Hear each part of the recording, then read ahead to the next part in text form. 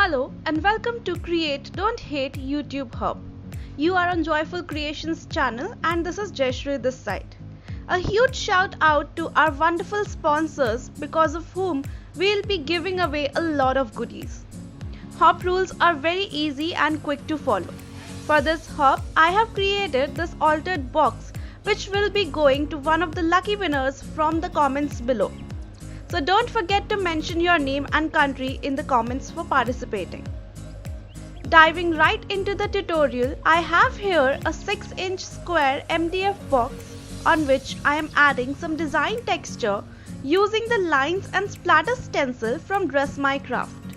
I am adding the design on top of the lid around the area where my composition will be. I am similarly adding the design on the 3 sides of the box as well. I am using here the light paste from Finnabair. Once the texture paste dries, I am trying to form a composition with the chipboard pieces cut in different sizes. I am trying to make it look like metal plates are hammered into the box. I am going to create such composition on the 3 sides of the box, leaving the back side. These chipboards are nothing but the leftover chipboard pieces I had in my stash.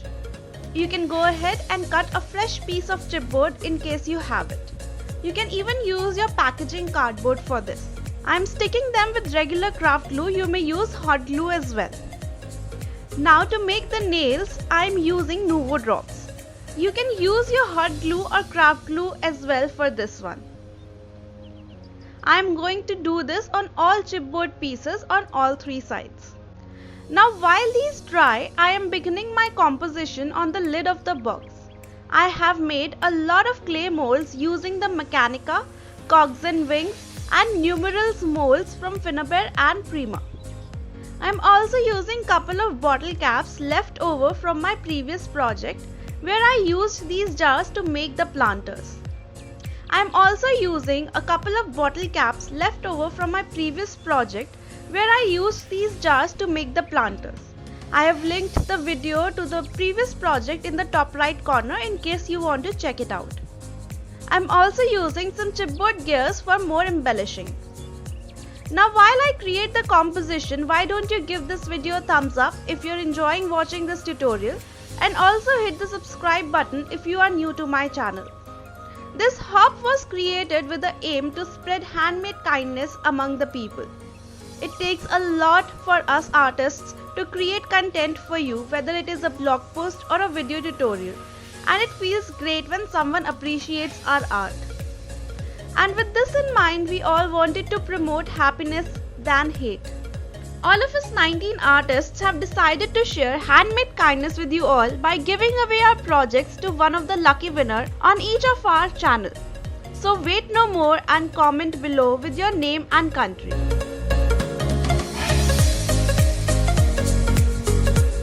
Now coming back to the project, I have covered the box with white gesso.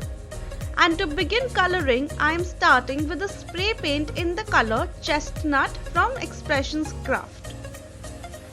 I am just adding it in a part of the composition on the lid and moving the color around by spraying water on it. I am dabbing the excess water with tissue and then drying it. For the sides of the box, I am using military brown chalk paint from Expressions Craft. I am applying a thin layer of paint first, then adding water to it and then picking up the color by dabbing with tissue paper. It leaves me with a nice textured color. And the spaces between the metal plates that we have created is filled with the darker color and it gives a nice shadow effect as well. I am repeating the same on all 4 sides.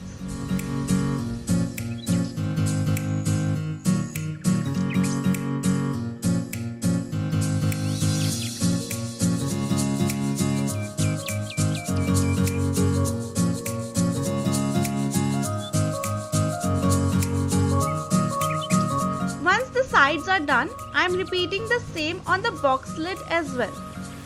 But on the box lid, I am trying not to overlap the previous chestnut color I added.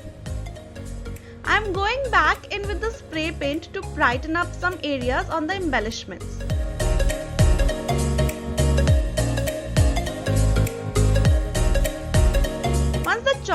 dries on the sides of the box, I am repeating the same coloring process using the chestnut spray paint.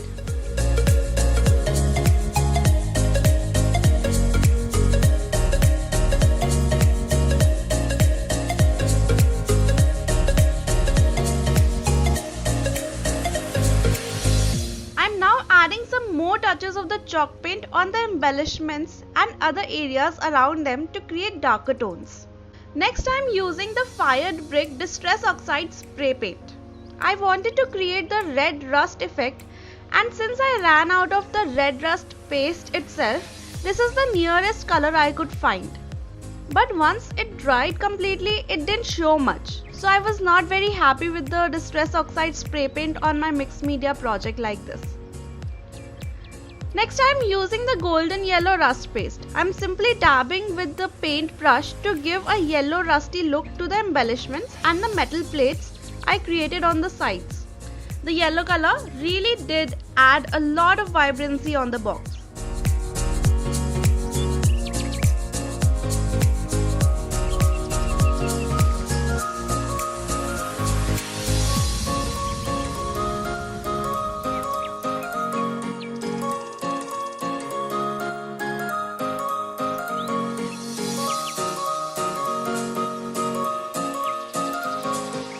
Next, moving on to the waxes, I am starting off with charcoal black matte wax and applying it in some areas to give depth to my colors.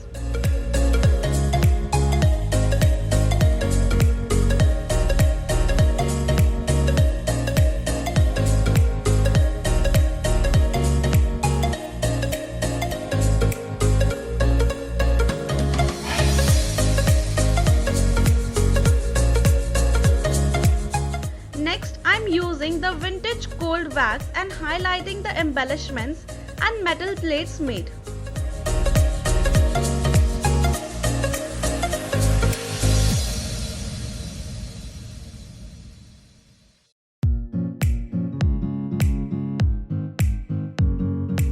Last but not the least, I am using the Firebird color in the metallic wax and applying it here and there for a touch of bright contrast all over the box.